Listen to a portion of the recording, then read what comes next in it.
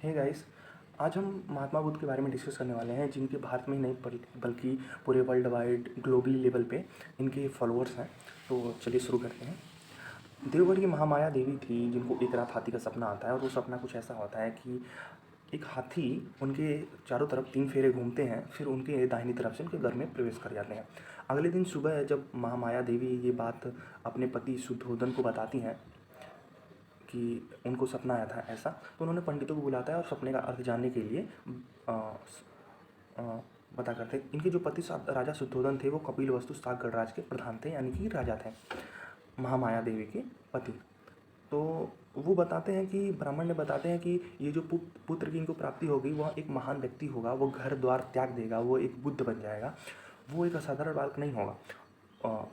घर पर रहा वो तो सम्राट बनेगा, नॉर्मली राजा बनेगा, लेकिन अगर वो बाहर चला गया, घर त्याग दिया, तो वो आगे बल चल के बहुत ही बड़ा महान व्यक्ति बन जाएगा। फिर इस बात को वो कह के फिर वो रोने लगे कि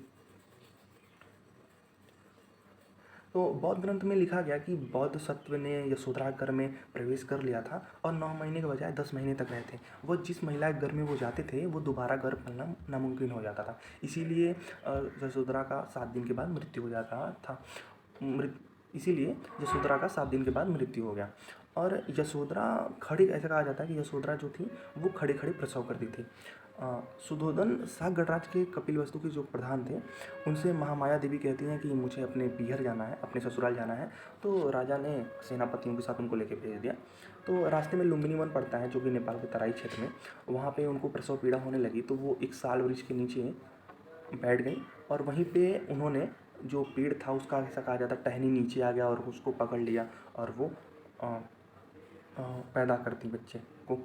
और शुद्ध तो फिर वो महल में आई और शुद्धोधन ने कुल ब्राह्मण को बुलाया कि मेरे बच्चे का भविष्य देखने के लिए कि बच्चा कैसा है। तो उन्होंने बताया कि ये तो मतलब 2 व्यक्ति आए थे, एक कालदेव और एक कौंडिव, 2 बड़े पंडित थे और बाकी जो 8 पंडित छोटे छोटे पंडित थे, मतलब उतने उम्र दराज नहीं थे और उतने एक्सपीरियंस वाले भी नहीं थे।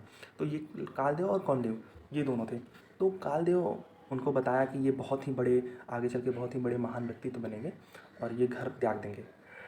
और सभी पंडितों को जब पूछा गया, तो सभी पंडितों ने 2 उंगली खड़ा किया, यानी एक तो या तो वो महान राजा बनेगा और एक तो या वो साधु बनेगा। परंतु जो कौंडिव थे वो कम उम्र के थे और उन्होंने बताया कि राजा बनने का कोई सवाल ही नहीं पैदा होता। वो उन्होंने सिर्फ 1 उंगली उठाया और उन्होंने बताया कि एक महान साधु ही बनेगा। तो कालदेव जो थे वो रोने लगे। तो राजा ने पूछा, आप रो क्यों रहे हैं, अभी तो सही था। तो उन्होंने बताया कि ये जब आगे बड़ा होकर सन्यासी बनेगा, तब तक मैं ज़िंदा नहीं रहूँगा, क्योंकि वो बहुत कम उम्र के हो चुके थे। तो ऐसा कहा जाता है कि जिस दिन गौतम बुद्ध सिद्धार्थ पैदा हुए थे, गौतम बुद्ध का ही बचपन का नाम सिद्धार्थ रखा गया था। तो उसी दिन जिस दिन सिद्धार्थ पैदा हुए थे, उसी दिन 7 और लोग पैदा हुए थे। यशोधरा, छंदक इनका घोड़ा, गजराज एक महान हाथी, बड़ा बहुत विशाल हाथी, कालुदायु इनका सेनापति और मंत्री, और एक महाबोधि वृक्ष जिनके नीचे इनको ज्ञान प्राप्त हुआ था, और 4 खजाने से भरे घड़े जो कि ज़मीन से निकले थे। जब जब कालदेव और बाकी पंडित राजा को, शुद्धोधन को बता दिए कि आपका बेटा घर त्याग देगा, तो वो चिंतित हो गए। और साधु होना एक अच्छी बात नहीं मानी जाती। दूसरे के घर में साधु सबको अच्छा लगता है, परंतु खुद के घर में साधु अच्छा नहीं लगता। तो उन्होंने एक ऐसा माहौल क्रिएट कर दिया कि राजा सिद्धार्थ को कोई प्रकार का कष्ट ना हो, वो कभी दुख ऐसा कुछ देखे ही ना, जिससे वो हमेशा खुश महसूस करें। और उनके आगे पीछे चारों तरफ सुंदर युवतियाँ नृत्य करते हुए, गाना गाते हुए, तमाम प्रकार के उनको खुशी देने का जितना भरपूर कोशिश किया।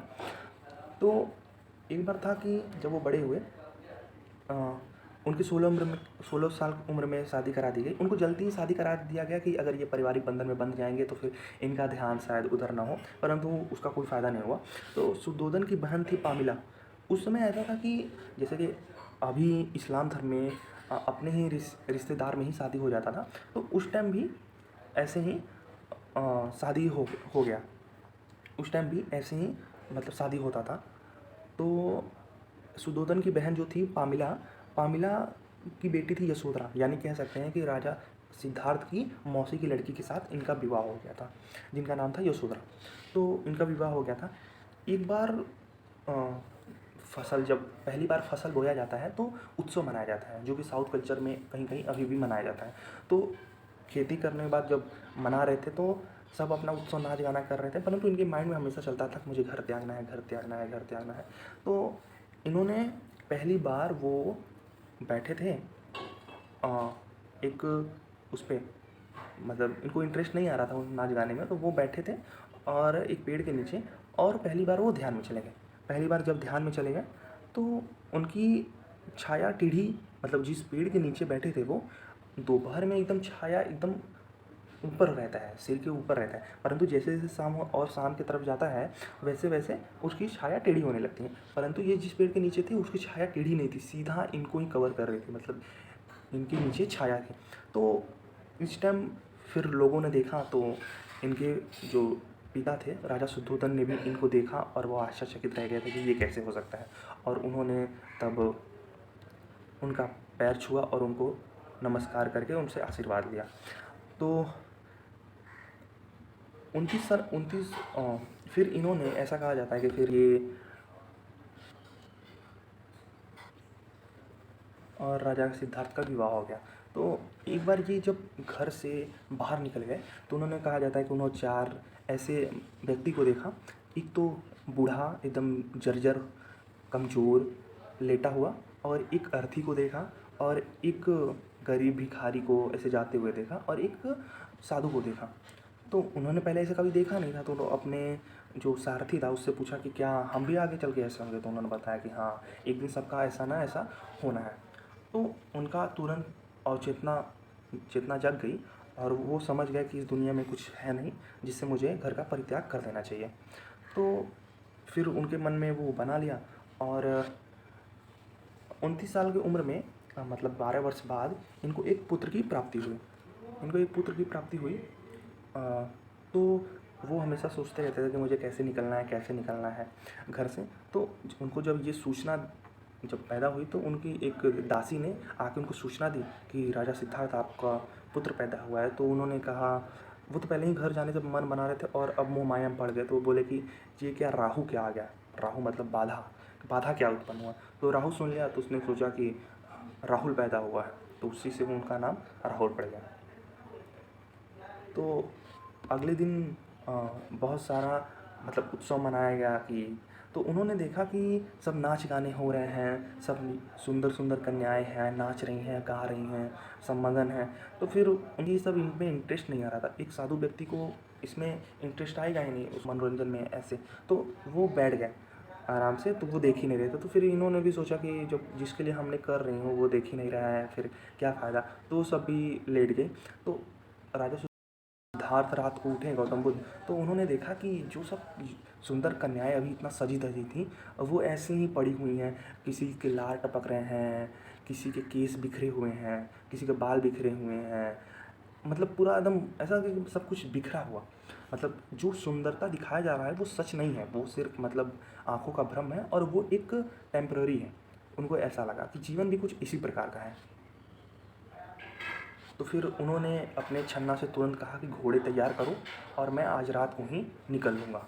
तो जिसको महानिष्क्रिमण कहा जाता है, तो उनके छंदक ने तुरंत घोड़ा तैयार किया, और वो सोचे कि अंतिम बार मैं चलूँ अपने पुत्र के और पत्नी के दर्शन कर लूँ। तो उनको पत्नी को देखा, परंतु यशोधरा उनके हाथ से उनके बेटे का चेहरा, माथा ढका हुआ था। अब बच्चों का चेहरा छोटा ही होता है, अब माथा पे हाथ रखेंगे तो कितना दिखेगा नहीं। तो वो सोचा कि अगर देख लें, परंतु वो देख नहीं पाए। सोचे कि अगर मैं हटा देता हूँ, अगर हाथ को हटाता हूँ, अगर गलती से जग गई तो फिर मैं फिर से मोह माया में फंस जाऊँगा और ये मुझे जाने नहीं देगी, जिस वजह से वो बिना देखे ही चलेगा। बोले कि अब मैं पैदा होने के मतलब मैं ज्ञान प्राप्ति होने के बाद ही आऊँगा, फिर बाद ही मैं दर्शन करूँगा।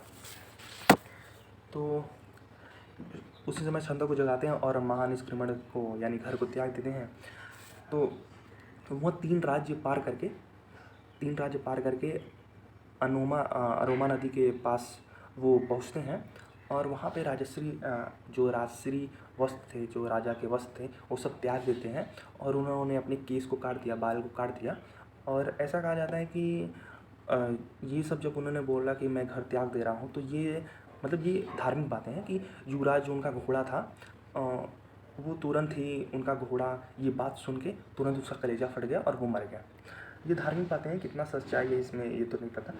तो उन्होंने फिर अपने सारथी को कहा कि अब तुम घर जाओ, अब सबसे बता दो कि मैं घर नहीं लौटूंगा, मैंने अब गृहस्थ जीवन छोड़ दिया है, अब मैं साधु संत बन गया हूँ। तो फिर उन्होंने वहाँ से निकले और वो अपने तो फिर उन्होंने गृहस्थ जीवन छोड़ दिया और फिर वो अरा अरा कलाम के पास गए, फिर उद्दक रामपुत्र के पास गए। ये भी एक बड़े वो थे, साधु थे, पंडित थे। तो उनसे उनको कुछ ज्ञान नहीं मिला, तो फिर उन्होंने जान लिया कि मुझे अकेले ही तपस्या करना पड़ेगा। तो फिर वो उरुवेला चला गया और वहाँ पे तपस्या करने लगे। तो जो कौंडिन्य था, जो कि उसने 2 उँगली के बजाय 1 उँगली उठाया था और जिसने बताया था कि ये आगे चल के बहुत ही बड़े महान व्यक्तित्व बनेंगे, तो उन्होंने अपने वो खुद और 4 अन्य ब्राह्मण के साथ लेके बुद्ध की सेवा में पहुँचे कि ये आगे चल के व्यक्ति बहुत ही बड़ा ज्ञानी होने वाला है, तो हमको इसकी सेवा में लग जाना चाहिए था। तो 6 साल तक उनका सेवा किए। तो तपस्या करते करते उनका सेवा करते थे, उनके कपड़े धुलते थे, उनके लिए आसन लगाते थे और भी अन्य काम करते थे। तो एक दिन तपस्या करते करते बुद्ध एकदम उनकी कमजोरी आ गई, एकदम उनका शरीर एकदम जर्जर हो चुका था। तो फिर उन्होंने सोचा कि अब तक अगर इस रास्ते से, अगर कठिन रास्ते से अगर मुझे ज्ञान प्राप्ति होनी होती तो अब तक हो गई होती, कोई फ़ायदा नहीं है अब। तो उन्होंने गया भिक्षा ली और भर भोजन किया। तो फिर उन्होंने देखा 5 ब्राह्मण की, अब ये कैसा, ये क्या करे, तो इसलिए उनको छोड़ के चले गए।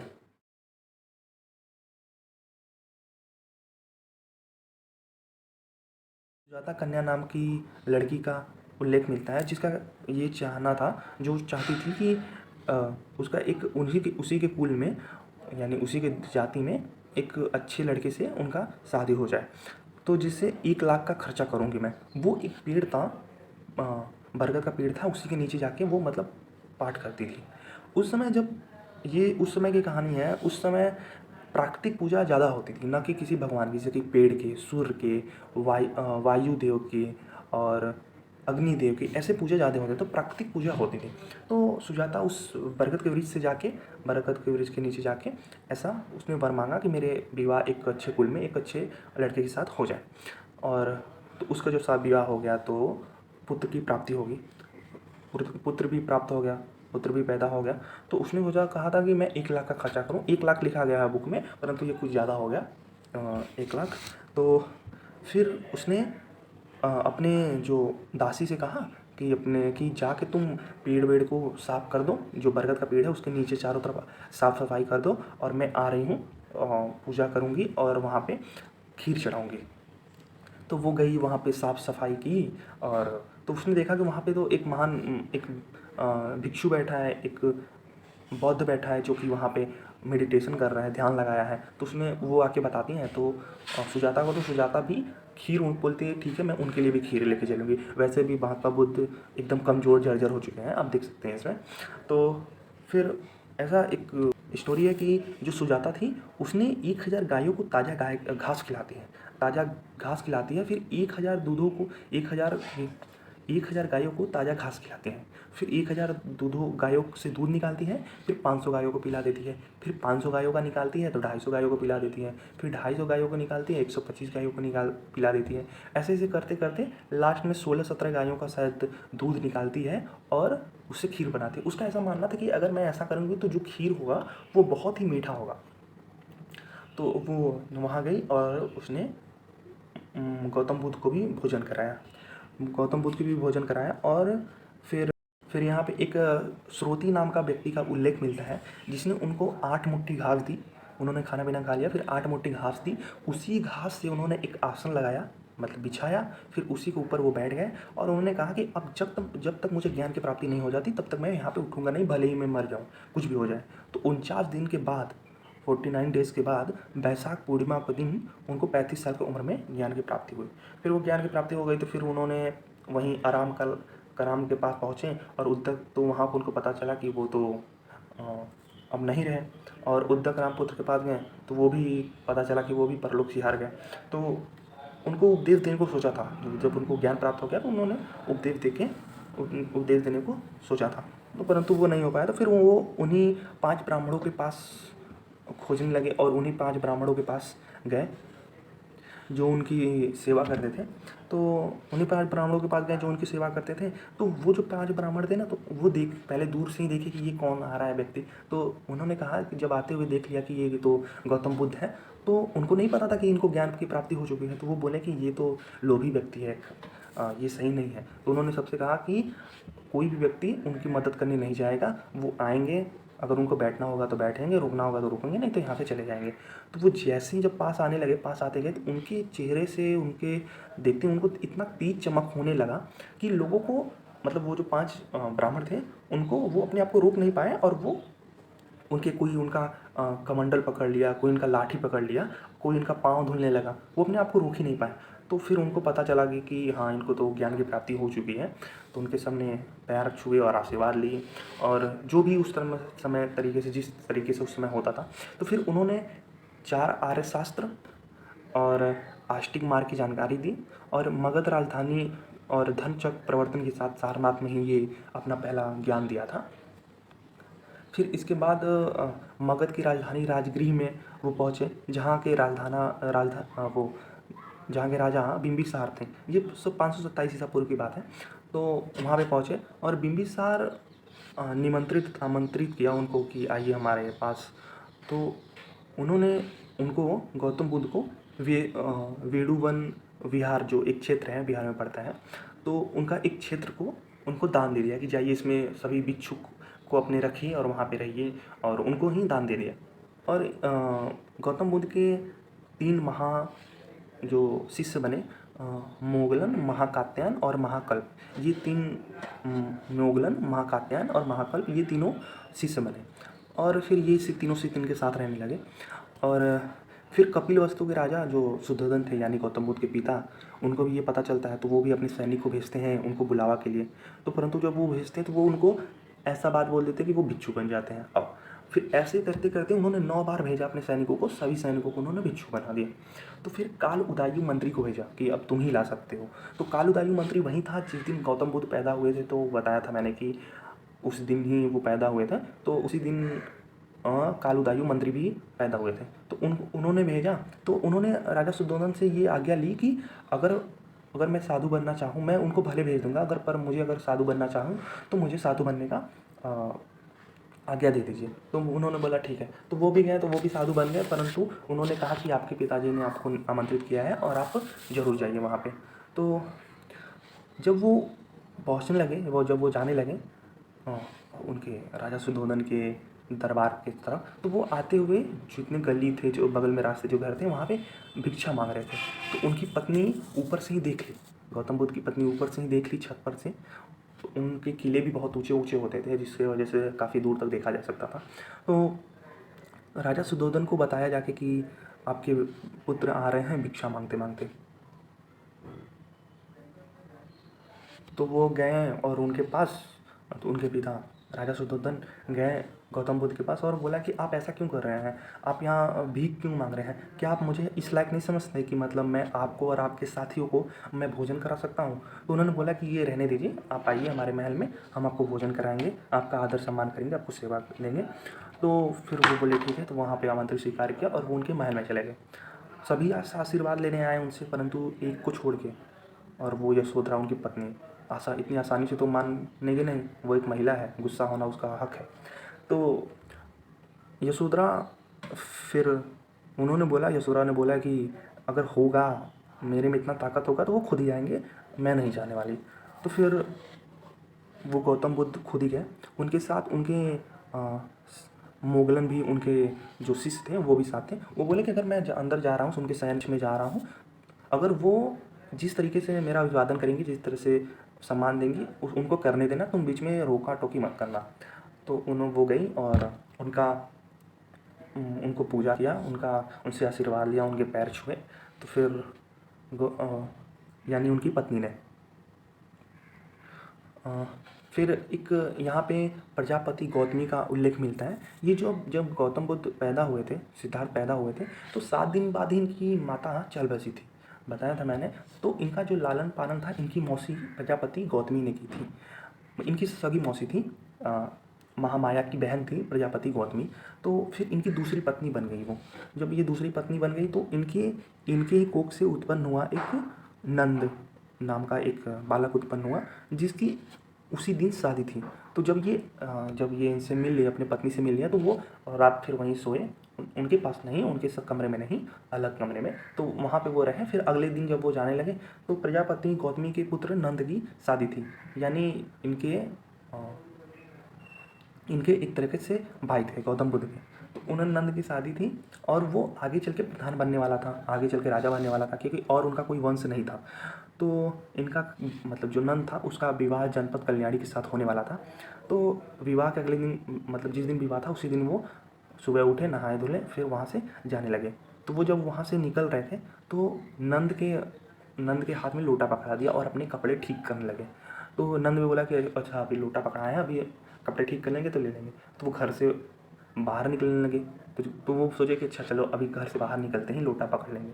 फिर वो गली में पहुँच गए, लोटा लिया ही नहीं। अब नंद की हिम्मत नहीं हो रही है कि वो देखी ये अपना लोटा पकड़ लो, तो ऐसा तो कर नहीं सकते थे, उनके बड़े भाई थे।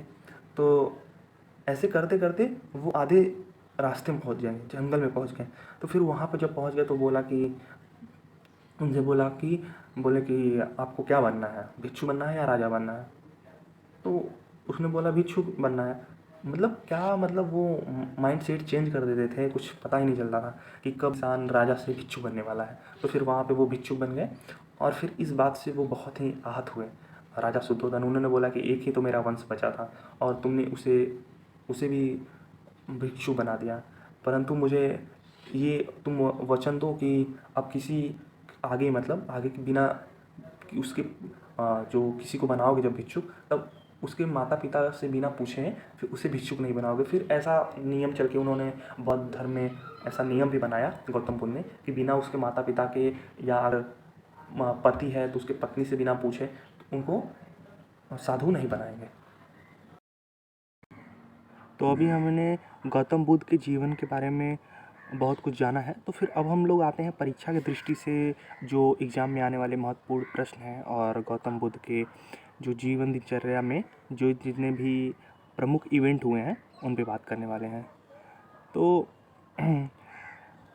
गौतम बुद्ध का जन्म हुआ था 563 ईसा पूर्व में और इनका जन्म स्थल लुम्बिनी वन था। और पिता का नाम शुद्धोधन जो कि शाक्य गणराज कपिलवस्तु के शासक थे, राजा थे। और माता महामाया देवी जो कि कोली गणराज से थी। और इनका बचपन का नाम सिद्धार्थ था। ये एक गोत्र से थे, गौतम गोत्र। एक प्रकार का ये विशेष कुल होता है, जाति होता है कह सकते हैं आप। और इनका पालन पोषण गौतमी प्रजापति ने किया था, यानी इनकी मौसी ने किया था, क्योंकि इनके माता का देहांत एक हफ्ते बाद ही हो गया था। इनकी विवाह 16 साल की उम्र में यशोधरा के साथ हो गया था। और इनका पुत्र राहुल, जिसको उन्होंने राहु कहा था, और ये जब घर से निकले थे तो उसको महाभिनिष्क्रमण कहा जाता है। और इनका जो सारथी था उनका नाम चन्ना था और जो घोड़ा था वो कंतक। और जब इनके जो सिखाया था इनको ध्यान में लाने के लिए, जो इनको प्रेरित किया था, वो अलार कलाम इनके गुरु थे। परंतु उनसे नहीं सीखे, फिर बाद में आगे जाके इन्होंने खुद से पे काम किया और खुद सीखे। और इनको ज्ञान प्राप्ति 35 साल की उम्र में वैशाख पूर्णिमा के दिन हुआ, इसलिए इनको बुद्ध कहा गया। ऐसा कि ये जिस दिन पैदा हुए थे उस दिन भी पूर्णिमा था, जिस दिन इनको ज्ञान प्राप्त हुआ उस दिन भी पूर्णिमा था, जिस दिन इनका मृत्यु हुआ उस दिन भी पूर्णिमा था। इसीलिए गुरु पूर्णिमा के रूप में इनका मनाया जाता है, विशेष रूप से इनका महत्व है उस दिन। तो ज्ञान प्राप्ति स्थल गया, जो कि निरंजना नदी के तट के पास है, और जो कि निरंजना नदी वर्तमान में सूख चुकी है, अब समापन हो चुका है उस नदी का। और वट जो वृक्ष था वो वट वृक्ष था। और इन्होंने पहला उपदेश दिया था पाली भाषा में, और ऐसे भाषा में ये देते थे कि जो वहाँ के लोग समझ सके। प्राकृतिक भाषा भी थी, प्राकृतिक भाषा, लेकिन उतना वो बोलचाल में नहीं था, लोगों के जीवन में इतना उपयोग में नहीं था, इसलिए उन्होंने पाली भाषा में दिए थे। तो इन्होंने उन्हीं 5 ब्राह्मणों को दिया था। जो पहला उपदेश दिया था इसको धर्मचक्र प्रवर्तन कहा जाता है। और इनके शिष्य 2 प्रमुख शिष्य हैं, आनंद और उपाली। और भी 3 शिष्य हैं, पर उनका उतना नहीं, आनंद और उपाली का ज़्यादा माना जाता है। धर्म प्रचार स्थल शाक्य, काशी, मगध, अंग, मल्ल, वज्जी, उसमें 16 महाजनपद थे। तो उनमें से ये कुछ 7-8 में कुछ इनका प्रचार प्रसार था।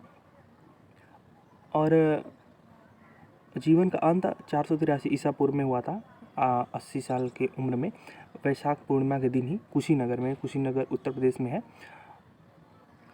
और इन्होंने जब ज्ञान दिया था, जब पहला उपदेश दिया था, उसमें इन्होंने आस्तिक मार्ग को बताया था, जिनमें वस्तुओं को उनके वास्तविक स्वरूप में देखना, ना कि जैसा कि उन्होंने ऐसा देखा था कि बहुत ही सुंदर सजी युवतियाँ नृत्य कर रही हैं, बहुत ही खूबसूरत लग रही हैं, पर बाद में सब उथला पुथला वहीं। और भौतिक सुखों के प्रति आकर्षण नहीं होना, जो टेम्परेरी सुख है और जो दिख रहा है ऊपरी ऊपरी, वो नहीं है। सदा सच बोलना चाहिए, सदा सत्य काम करना चाहिए, सच काम करना, सदाचार आजीविका अर्जित करती रहना चाहिए।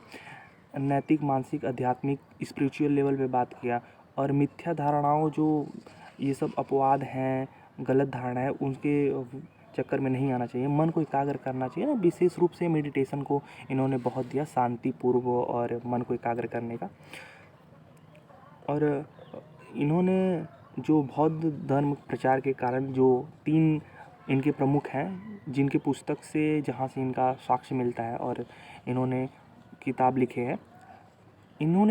हैं, पर कौन लिखा है इनका फिक्स वो पता नहीं है, परंतु इन्हीं के धर्म से जो है उसी में संकलन किया गया है। सूत पिटक, विनय पिटक, अधिगम पिटक। तो सूत पिटक में बुद्ध ने उपदेश दिया है जो वो सब उसमें संकलन है। और विनय पिटक में बौद्ध धर्म के संघ के आचार विचार कैसे हैं, उसमें प्रवेश कैसे लिया जाए। और अधिगम पिटक में बुद्ध के आध्यात्मिक जीवन के बारे में, उनकी बायोग्राफी के बारे में। और महापरिनिर्वाण के बाद महापरिनिर्वाण होता क्या है, जैसे कि आम व्यक्ति, आप कोई ऐसे मान लीजिए नॉर्मल व्यक्ति, अगर उसका मृत्यु होता है तो उसे बोलते हैं मर गया। और कोई से देश का क्रांतिकारी है या सेना है या आर्मी है, तो अगर उनका मृत्यु होता है तो उनको बोला जाता है शहीद हो गए। और ये बहुत ही बड़ा बौद्ध पुरुष थे, बहुत ही बड़े बौद्ध पुरुष थे, इसलिए उनको महापरिनिर्वाण बताया गया, मतलब एक बहुत ही बड़ा इवेंट बताया गया। तो इन्होंने महापरिनिर्वाण के बाद जो इनके अवशेष थे, कुछ अस्थियाँ जो भी थी, उनको 8 लिच्छवी, शाक्य, कोलीय, ब्राह्मण, मौर्य, मल्ल, बुल्ली, अजातशत्रु, मगध में, ये सब जगह के उनके वहाँ के शासक के भी नाम है और उनके राज्य के भी नाम है, जहाँ पे उनके ले गए थे उनकी अस्थियाँ को, कि वहाँ पे कुछ प्रमुख ऐसे चिन्ह या स्थल बनाए जा सकें। बौद्ध संगीतियाँ इनके 4 हुई थी, कहीं कहीं 5 लिखा जाता है, पर वो 5 नहीं, मुख्यतः 4 ही हैं। तो प्रथम 483 ईसा पूर्व में हुआ था, राजगिरी में हुआ था, और ये राजगिरी बिहार में ही है। और उसके अध्यक्ष महाकश्यप थे, और उस समय जो शासक राज करते थे अजातशत्रु। और द्वितीय 383 ईसा पूर्व में हुआ था, जो कि वैशाली और साहब कबीर इसके अध्यक्ष थे। और कालाशोक में हुआ था, कालाशोक उस समय के शासक थे। और तृतीय हुआ था 250 ईसा पूर्व में पाटलिपुत्र में, यानी कि जहाँ आज का पटना है वर्तमान। और मोगलीमुक्त 30 में जो इनके अध्यक्षता किए थे, और शासक उस समय अशोक थे। और चतुर्थ हुआ था प्रथम सदी, फर्स्ट BC में। और कुंडल 1 में वसुमित्र इसकी अध्यक्षता की थी, ये थे, और कनिष्क उस समय शासक थे। और बुद्ध के जीवन की घटनाएं को कुछ प्रमुख चिन्हों के द्वारा जोड़ा जाता है, जैसे कि मैंने बताया था पहले में कहानी में, जब शुरुआत हुई थी कि उनके माता को हाथी चक्कर लगा रहे थे, तो उनके गर्भ से हाथी का संबंध है। और जन्म से कमल को दर्शाया जाता है, और यौवन को सांड से, और गृह त्याग को घोड़ा से, क्योंकि उसी से वो गए थे सारथी चन्ना। और ज्ञान प्राप्ति संबोधि बोधि वृक्ष, जिसके नीचे उन्होंने ज्ञान प्राप्त किया था, जो कि एक पीपल का वृक्ष था। और समृद्धि शेर से, प्रथम प्रवचन चक्र से, जो 8 चक्र इन्होंने दिए हैं, अंग मार्ग बताया गया है। और निर्वाण पद चिन्ह। और हमारा आज का ये वीडियो यहीं पे समाप्त होता है। और ये मुझे पता है ये मेरा बेस्ट नहीं था, पर मैं आगे और मेहनत करूँगा और अच्छे कंटेंट लाने की कोशिश करूँगा। और आप धैर्य बनाए रखें, मैं इस पर मेहनत करूँगा, काम करूँगा। तब तक के लिए धन्यवाद।